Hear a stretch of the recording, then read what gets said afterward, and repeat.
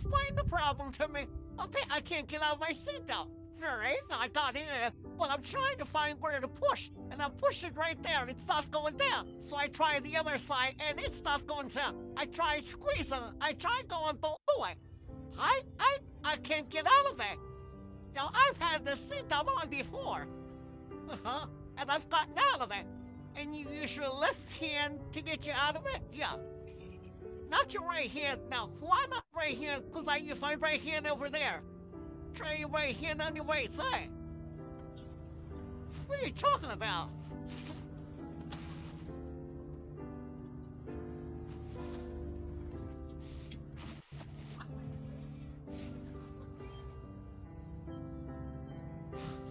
I don't believe it. Well, that's really stupid.